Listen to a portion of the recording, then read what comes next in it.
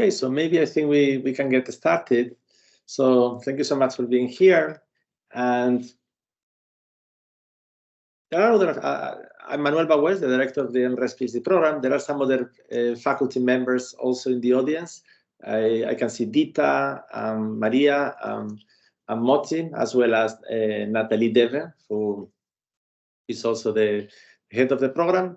And the structure of the presentation, I'd like to tell you guys first a bit about Warwick, how our PhD program is structured, and a bit more about this area, the campus, and scholarships and placement. And at noon, I will leave and I will let you guys chat and discuss with some of our PhD students, so you can also make any questions.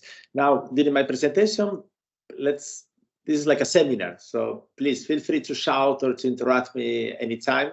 Any comments, any questions, is more than welcome. So please don't be shy to ask anything in the middle, or we can discuss at the end, whatever works better for all of you.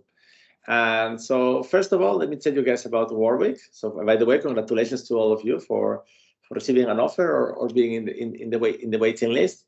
So I mean, Warwick is I think it's a very good department research-wise. So as you probably know, it qualifies typically in the top 30 departments in terms of research in the world, and one of the top 5 typically in terms of research in the UK.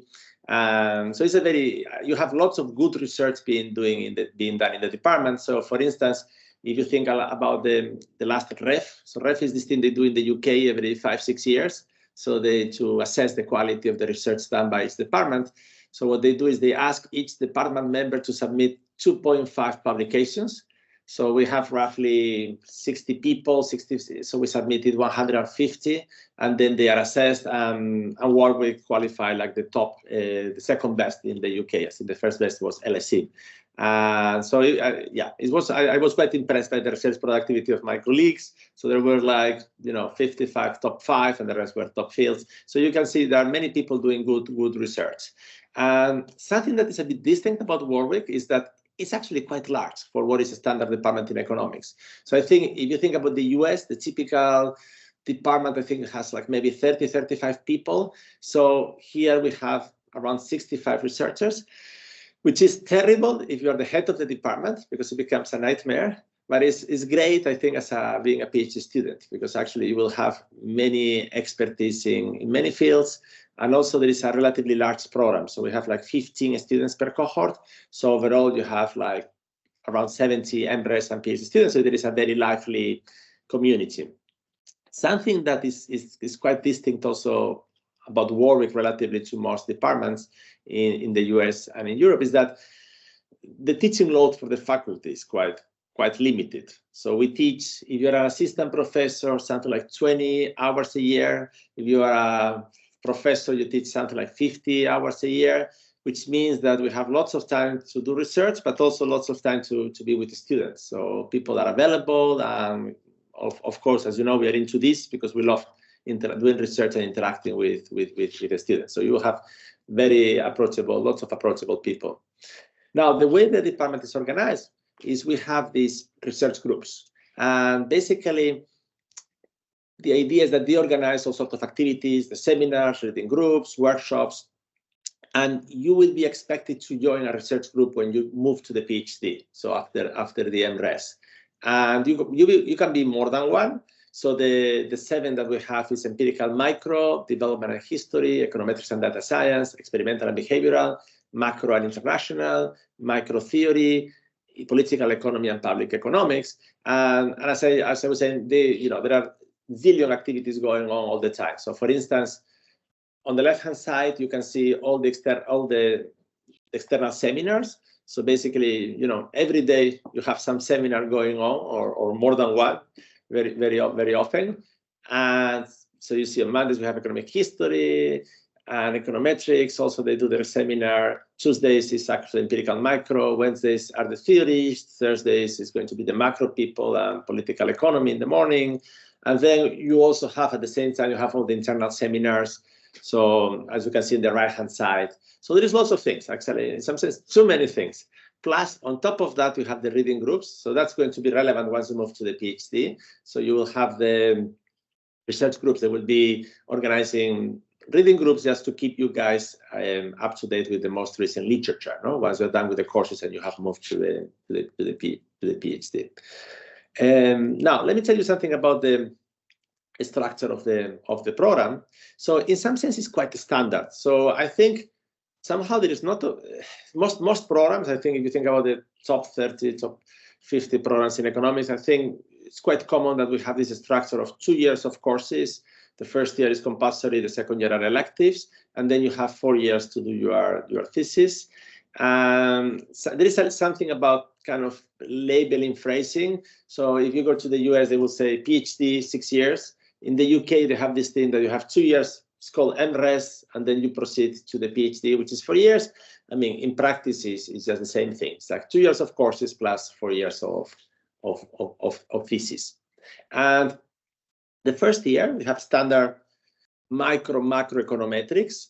The content that you can expect is relatively similar to, I think, what most good programs they do. Something's a bit different is that basically you are going to have this macroeconometrics there are 3 terms in the UK, so you're going to have it for the first 2 terms.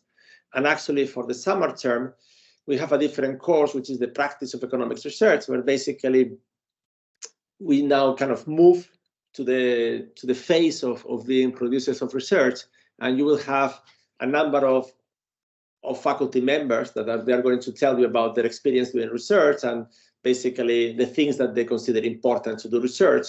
And then you will be working during the summer with some faculty member of your choice in some project that can be useful for your learning.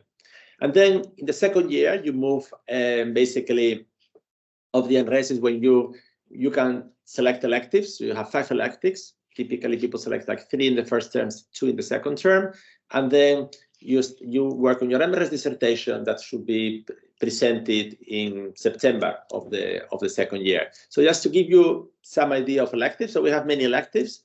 So we have a couple for microtheory, development, economic history, political economy, advanced econometrics. There is one I cannot see here, data science, IU, international labor, macro. So in some sense, being a large department allows to offer many electives. This is changing a bit from year to year. So, some things become more relevant. So there is a bit of change, but you can expect to have quite a few. Moreover, you can also select up to 2 electives from other departments. So some people have chosen sometimes from computer science, from math, from political science, from the business school, and so on. So that's also, I mean, Warwick it's a large university with quite nice departments also in these areas. Sorry, I have a question. Ahead. Sure. Yeah, can you go back 2 slides, yes. Please? Yeah, sorry, one after this one. Yeah. Yeah, so year 1, okay, macroeconometrics, and do you have any math camps before the? No, so basically. Well, there is, yes. Actually, there is, yes. There is like a math camp. There is like 2-3 weeks in September before starting the year. Yeah, that's actually true. Yeah. Okay. Thanks. Yeah. Sorry, I forgot. I took it as granted. Yeah. No, it's fine. So it is a good way not to land. Yeah. So that would be the first thing in September, and then in October we'll start with the regular courses. Yeah. Thank you for the question. Okay, so let me tell you about progression. No, so I think there is a lot of variability in programs and PhDs in terms of. So some of them, as you know, what they do is they select many people and they do the screening within the MRes. Some other ones they try to be more selective and they try to make sure that they select well before and they are a bit. Basically more lenient. So the way it works in Warwick, we have this progression criteria from the MRes to the PhD. So there are like 3 necessary conditions, which is in the first year, you should get at least a 60% average in the core modules. And then you need between the first and the second year, 65% average, and then a 65% average in dissertation. So this probably doesn't really tell you anything because who knows how difficult it is to achieve this. So just to give you some idea of our statistics, if you go back, let's say the last 5-6 years, what typically happens is that in a cohort of 15 people, so we usually have roughly somewhere between, could be 0, 1, 2, 3. So last year there was 0, I think this year there are 2, previous year I think was 2. So that's kind of the the amount of people who do not progress to the PhD. And I have to say that actually, I think it's not bad sometimes not to progress, in the sense that if it turns out that academia is not a good match for you, I mean, you are all extremely talented. You can do, you know, the opportunity cost of being in academia is very high, and you have very good opportunities in other sectors. So if I think back in time, so when I did my MRes, and some of my classmates, they didn't qualify, and you know, by now they are, I'm not going to say that they are happier. I don't think so, but you know, they are making definitely much more money, having a completely different lifestyle, and working in the city in London or other places. Anyway, so it's not a tragedy not to qualify. I think it's great to know if it's a good match for you or not. But you should expect this roughly count for 80%, 85% of the people will qualify, something like that, and it will be based on the performance in the courses and in the MRes dissertation. And please let me know if you have any questions about progression criteria. But anyway,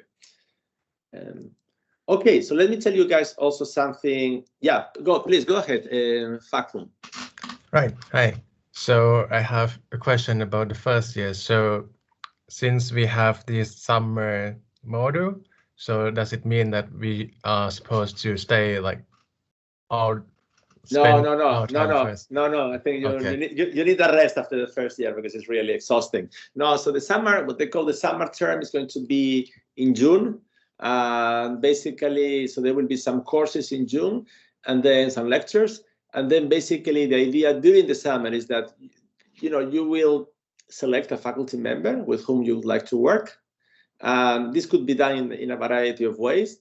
I mean, ideally, if they have some project they are working on with their team, you fit well, that would be ideal. And then basically people work online.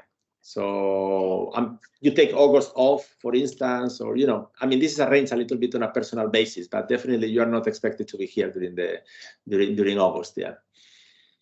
Right. Thank you. Yeah, and actually, the MRes is kind of a marathon, no? Because the 2 years, the first year, the first 2 terms are very intensive, because you arrive and suddenly you have this, you know, and this is going to be everywhere. So microeconometrics is going to be quite intense. And then basically it's kind of a marathon, because then, okay, you jump to the second year, which is much more pleasant, because, okay, now you select the courses that you like. So maybe you hated macro, you had to do macro the first year, that was my case. Okay, now the second year you don't have to do macro anymore. I have some people in the macro that are going to hate me, but it could be the other way around. So the second year will be much more, in some sense, pleasant, but you will have then the challenge of you have to start doing your own research. And maybe you were a great doing exams. That was actually my case when I did my MRes. But then when I have to become a producer of research instead of a consumer, it's a different ball game. And that's also challenging, but in a very different way, you know. And then, yeah, you go all the way up to the end of the second year when you finish your MRes dissertation. So it's kind of, yeah, it's good to get some rest in the summer of the first year, definitely.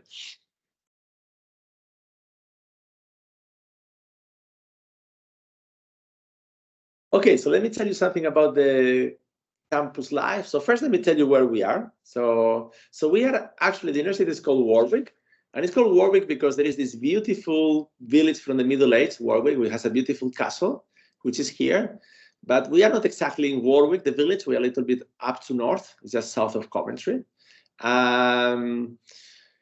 Yeah, so basically not far away from London. So if you go from Coventry to London with the train is 1 hour. From Leamington is going to be 1 hour, 20 minutes. So Leamington is where most people, I think I would say, live, which is a bit south from the university. You also have Kenilworth. And so this is a campus university. So, and that has quite a few nice things in the sense that, for instance, you have also a sports center, you have nice nature around, you have cafes, and so on. No? So let me show you some of the highlights of the campus. So, for instance, you have the sports center. This is, if you're into climbing, that's great. Otherwise, you should get into climbing. So, for instance, they have fantastic facilities. They have, of course, a gym, squash, tennis, anything you can imagine. Beautiful swimming pool, and so on. So that's going to be in campus. I think that's very nice to relax. You have the art center also, which has activities, theater, plays, cinema, also all the time. So this is just next to our department. And also, I mean, you have this very nice actually forest around the campus, that's where I go to walk to do my referee reports. And anyway, just you want to chill out a bit. So it's a nice area. Most people, I think, among faculty, I would say is maybe 2/3, among students probably more people. If you were wondering where to live, most people live in Leamington Spa. So Leamington Spa is this village which is next to Warwick and is south from campus. Basically, by car is something like 20 minutes. There is a bus going on very frequently. Also, they are building now. So myself, I come with a bicycle. I live in Leamington. I come with a bicycle, but that's not so frequent. Now they are building a new bicycle lane, so that should make things much easier. Also, with car is very, very handy. Some other people live in Kenilworth, which is a bit closer. So here you have Kenilworth, here is campus, here is Leamington. And some people live in Earlsdon, which is the southern part of Coventry. So that's more or less where people settle down. Yeah, there is some question, no?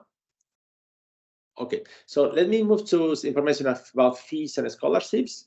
So as you probably know, we have this basic, yeah, please, Ahmadian, go ahead, yeah. Hi, I had a question, and do all the listed modules be offered in the second year, or is there a possibility that they won't be offered to us? No, so actually the way it works is the following. What we do is in the spring of the previous year, so actually we just did this a couple of days ago, we asked the first year students which modules they want to take. And basically just to, if some module has only one person or nobody who wants to take it, that will not be offered. So typically what happens every year is that all modules are offered. Typically there might be one which doesn't have enough demand.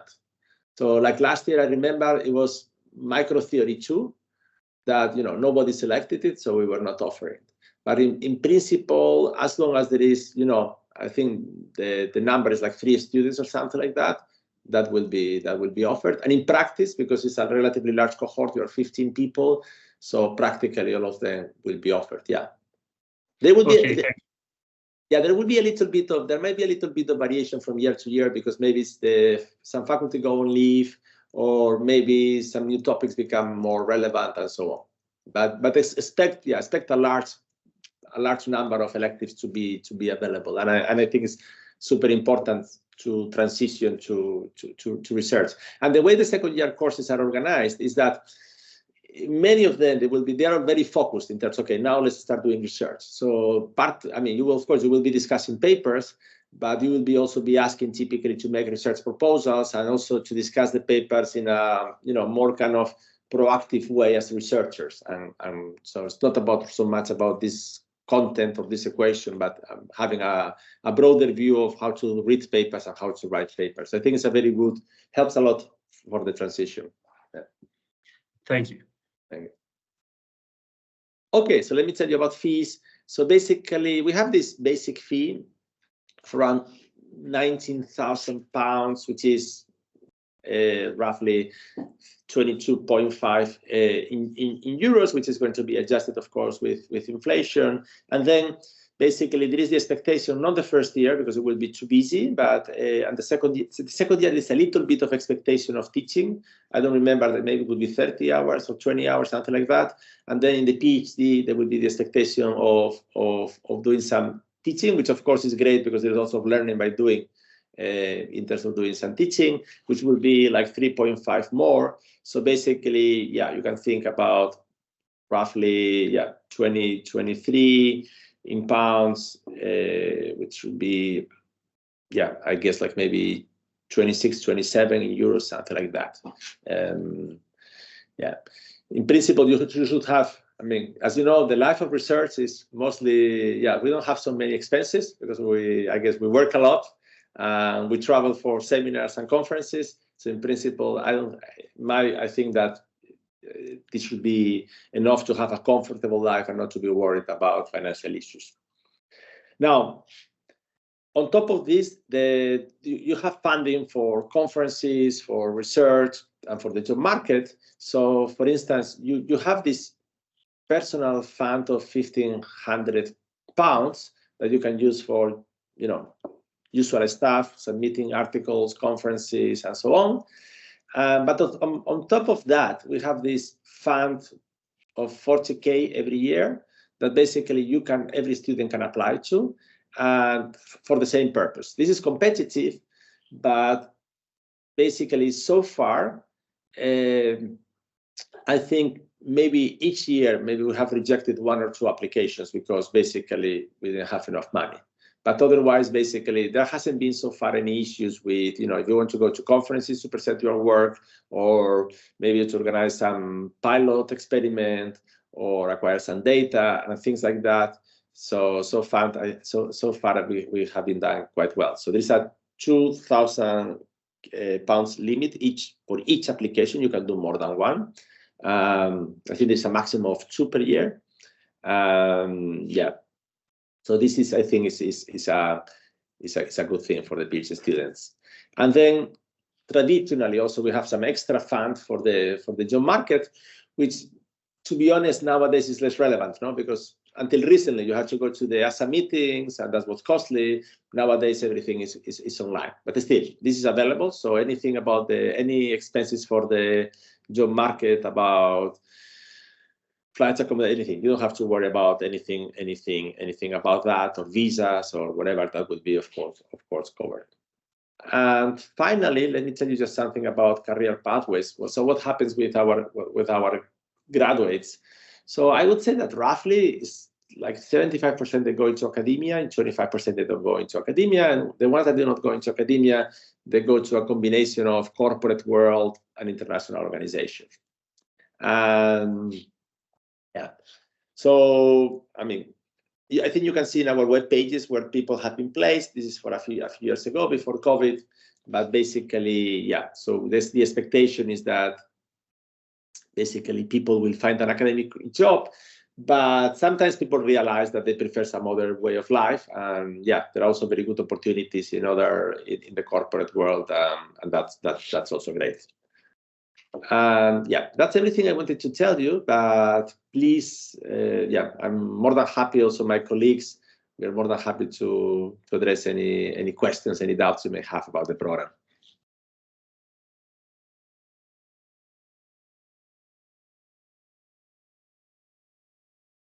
So please don't be shy.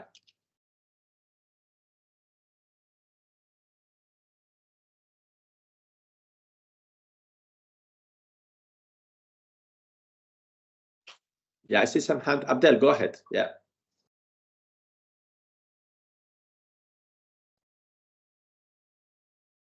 Yes. Hello.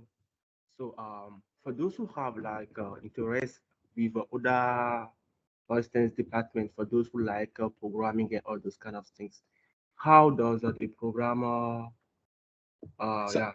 So Abdel, could you repeat that, because I couldn't hear very well? I'm sorry. Can you repeat that, please? Yeah. So I was talking about those who like those who have interest in another discipline. Okay.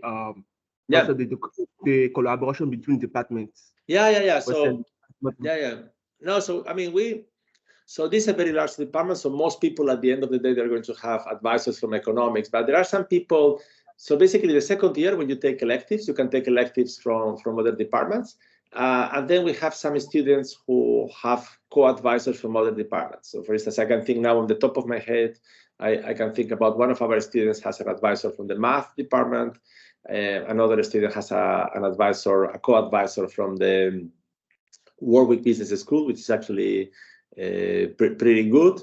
So yeah, so that's, of course, that's always great. So basically, when you move to the PhD, you're going to have a committee of 3 advisors, and you need to have one from the department. But then you can have, other advisors from other institutions or from other departments. Yeah, and yeah, so it's also, for instance, the behavioral people, they typically they might have co-advisors from other departments, because you have people doing quite interesting stuff in behavioral in the psychology department and also in the business school, or econometricians also, and so on. Yeah.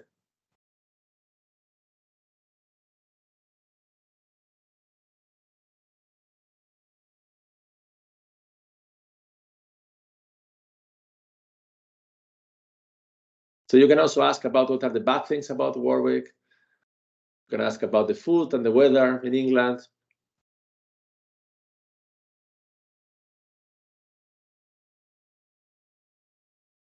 I have a question. Yeah.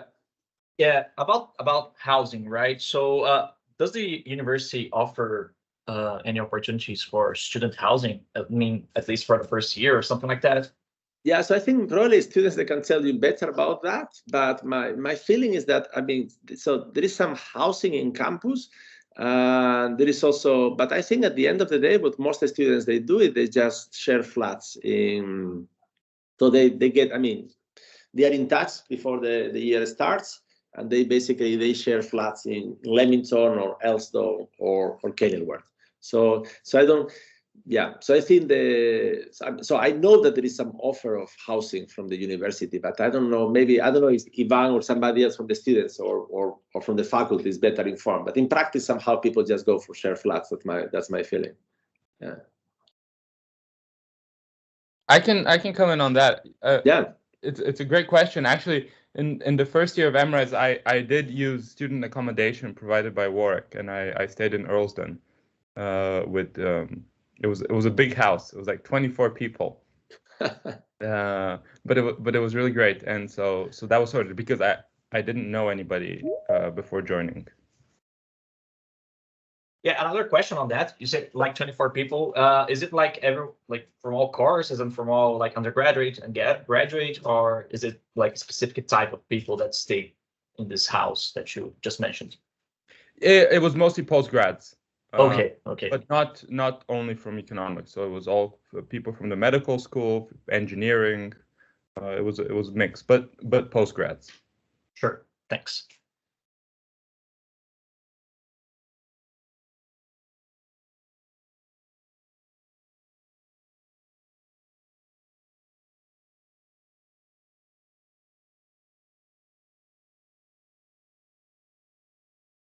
So anything that goes through your mind, please don't. Yeah.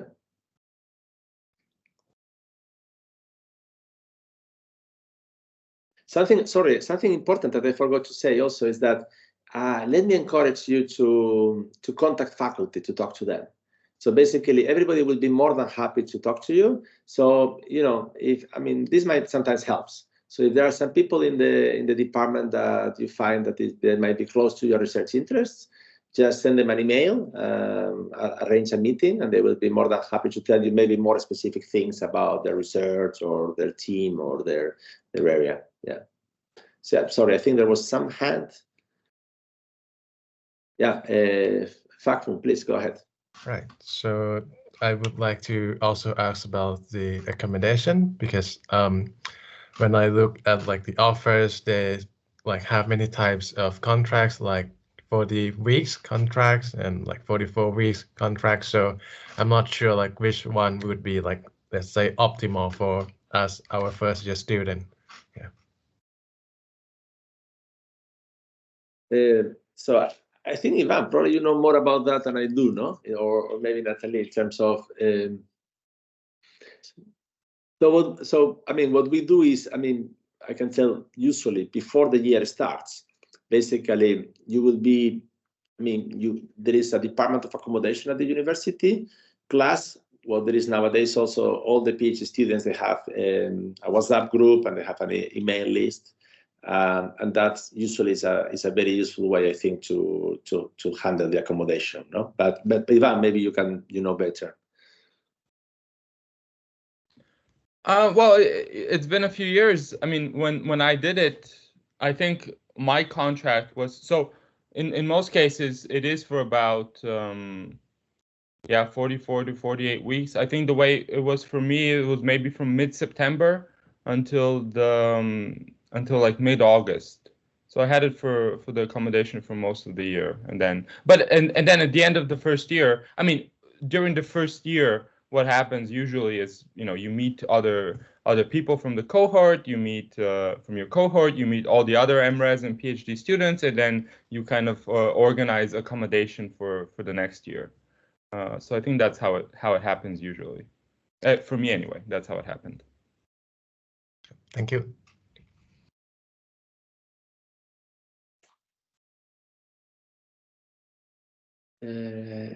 Yeah, Maria, I think you wanted to say something. Yeah, so just following up on this, once we fill the cohort, we can share details. So we can just send an email to all of you, and then you can maybe introduce yourself to each other, and then try to find some arrangements. Yeah. Yeah, Kai, please go ahead. I'd like to ask, like, is there any support from the department for our outside semester visiting to some other universities? So I mean, so not that, I mean, so we have this research fund that I mentioned, so you can use, so there was but that's probably not enough. Like, let's say if you want to go to the US to visit for 1 year, like a department, no? So I had a student visiting Northwestern last year. And then at the end of the day, would actually, that's an expensive thing, what she did. Of course, she has the stipend, but, there are additional expenses. So she asked for a Fulbright scholarship and so on. So you can use a little bit of the support of these funds that I commented earlier, but that's not going to be enough. So yeah, so if you're going to go to some good US university, that might require additional funding. Yeah. Yeah, because especially some of these places in the US, if you go to Stanford, to Palo Alto, it's going to be quite expensive. Yeah. Yes, got it. Thank you.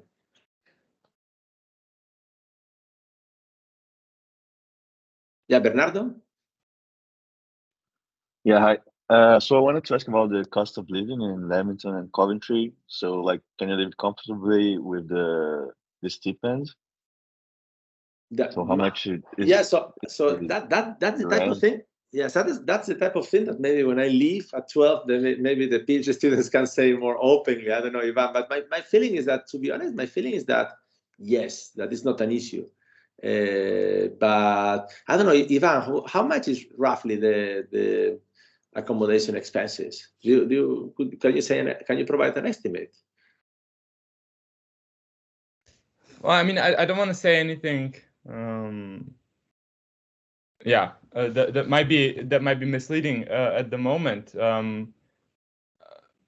I think in general the area is not very expensive. It's very popular with students from the university, and so I think in general it should be reasonable. I don't know. Maybe rent is maybe around £500 a month for a room, maybe.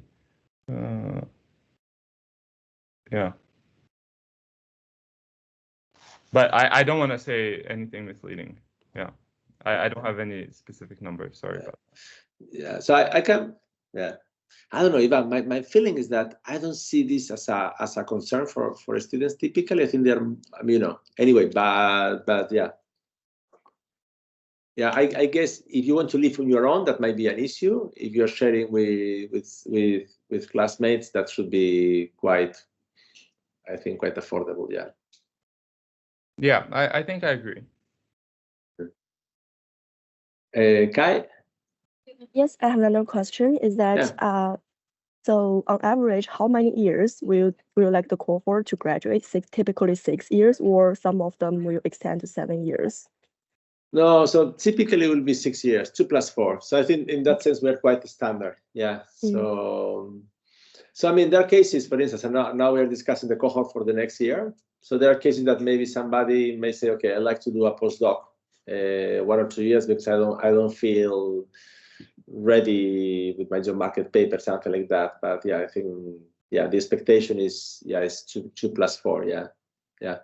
So in general, I mean, you may be considering other institutions and so on. My advice is that typically you don't want to do it in less, because if you go to the market, let's say after 4 or 5 years from the beginning, the market I don't think they account very well for the number of years that you took. So you might be in a disadvantage. I think 6 years should be optimal, should be enough, enough to get your papers done. Yeah. Now, a following one is that our advisor will be confirmed at the beginning of the PhD instead of the MRes, right? Yeah, exactly. So in that sense, it's also quite the standard. So I think in most institutions, what we are going to find is that for practically all of them, that the first year just take the compulsory courses, macro and econometrics. Now, at the end of the first year, I think these course that I mentioned, practice of research, is a very good opportunity because you have to work with somebody. So it's a very opportunity a little bit to fish around just to see, okay, I like very much this researcher. I love the research of, let's say, Dita. Let me work during the summer with her, and you get some idea of how good is the match. And then you start the second year, and then in the second year, you will have to select an advisor for the MRes dissertation, which very often, I think I would say maybe 80% of the time, will become an advisor for the PhD. And then, but doesn't have to. And then once you're in the PhD, typically the first year, maybe you will select a second member of the committee, and then maybe the second year of the PhD, you select a third member of the committee. So it's somewhere in the second year, because when you figure out exactly what type of research you want to do. Yeah, so and I would expect that practically in every, Anglo-Saxon institution, I would say. So you're not expected to know which research you're supposed to do when you arrive and with whom. Not at all. You said you will select yourself. Yeah, somewhere in the second year. Yeah. Thank you.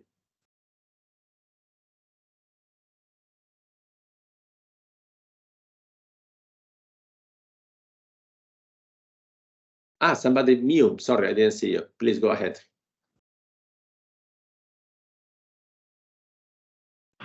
Hello. So I want to ask about if there is any flexibility in terms of. Yeah, I just lost you. Sorry. Okay. Is there any flexibility in terms of the teaching load? Sorry. Yeah. I was so going to ask you if there is any flexibility in terms of the teaching load. Yeah. Yeah. So basically, I mean, I think you have the information in the offer. So roughly the expectation is that people, I think the second year they teach could be like 20 hours, something like that. Correct me if I'm wrong, something that amount of numbers, no? And then during the PhD, you teach something could be like maybe like 40 hours. That roughly is that's the number. No, I think, to be honest, I think that's pretty standard. So I think that's pretty, as a TA, what you're going to get in most places. I think it's very useful as a student to TA, because there is lots of learning by doing in teaching, and also it feels good to do something useful for students. Now, in terms of flexibility, this is not compulsory. So this is up to you. So this is a suggestion. So nobody's going to force you to do it, basically. So if somehow, you don't want to have an interaction with the students, but I think in terms of the standard thing everywhere, and also here, is that, when you go to the job market, the expectation is that you have done, some TAing, you have nice teaching evaluations, also will be, and I think it's help in terms of growing. Of course, you don't want to do too much of this, because you want to work on your research, but I think the amount of TAing, again, I think it's 40 hours, something like that you are going to do several times the same tutorial, maybe 5 times. So my impression is that, but again, maybe the PhD students, they can say they may disagree, but my impression is that is right, that is not too little, not too much. Yeah. But nobody will be forced, basically. My question was more about. Yeah, but my question was more about like, can you focus on teaching for at a specific semester, and then focus of course. Spend more time on other semesters. Of course. Most people, they will do the teaching in one semester. So actually, people are asked the year before, you are asked about your preferences about teaching, and then there will be kind of a matching algorithm from preferences of students to what you are going to be TAing. But yeah, of course, typically what people do is they're going to do several times the same tutorials for the same module in one term. So imagine you're doing, for instance, it's 10 weeks, you're doing 4 times the same thing. You do 2 hours on Monday, 2 hours on Tuesday for 10 weeks, and then that's it. So that's more or less what you should expect. Yeah. So yeah, so and then you can do more, you can do less. It's up to you. Yeah. Hi, Elisabetta. Hi, Elizabeth. I would like to ask you something about visa. So how it works. We apply for student visa that works for 1 year, and then residence permit. Yeah, so I think Chao or Natalie probably they are better informed about this. I can just tell you that you will get the support from the department and the university, and we will be paying for the expenses. So I don't, but the exact details of which visa. So I know that it's not an issue. So I know that you will get the support. We will be funding it. You will get it. But I don't know exactly which type of visa. So I don't know if Chao or Natalie or somebody else. Because I know there is this jargon about the different visas that you can get, no? And I keep forgetting about it. The typical visa is the student visa. So if you accept the offer and nearer the time, the university will issue a CAS to help support you go to apply for the student visa. Once you've done that, you keep the receipts and then you supply them to me, and I arrange for a refund as soon as you arrive on campus and attend the first induction session, and then you'll get a refund of all the costs involved in the visa application. So for all 6 years, like we have this student visa, or we should apply for residence permit later?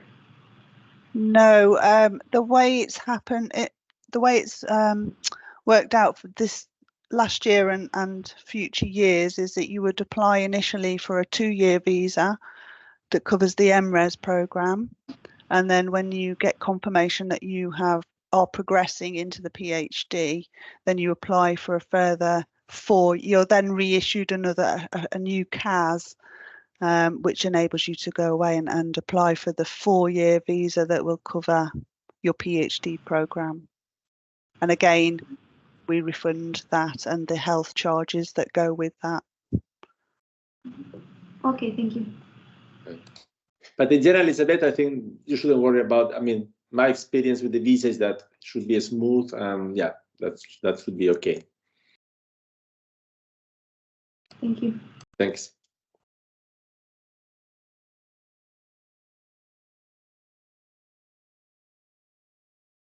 So, any further questions for myself or my colleagues, or otherwise? I think that maybe ourselves we can leave, and I think that maybe there are some PhD students from our program attending, and maybe I think there's some of them they're supposed to come at noon. So what do you think, Natalie? Should we do a small break, and whoever wants to have some questions with the PhD at noon, they can. So Ivan and I are here actually. Okay, so yeah, fantastic. So we can do it now. Yeah. Yeah. Okay, so there is no need to do a break. Then they can complain freely without us here about the British weather. And maybe something else. Maria, you wanted to say something? Yeah. So I just wanted to say sometimes students are shy to reach to faculty members. So if it's easier, you can just write an email to me, Dita, or Motti, and then we'll try to connect you to faculty members if that's helpful before you reach your decision. Okay, so just let us know. Yeah, I definitely encourage you to do it. It's very nice to talk to some, researchers. I mean, would be maybe potential advisors later on. So it's good to see what they are working on. Yeah, get a feeling. Yeah. Okay, so very nice. I hope to see all of you guys in September here. Looking forward. Yeah, lots of luck with the decision. I'm sure that whatever you decide, it will be for good. Yeah, now I think we leave. And please don't be shy to contact me or any of my colleagues if you have any further questions. Okay, bye guys. Bye. Cheers. Bye. Bye.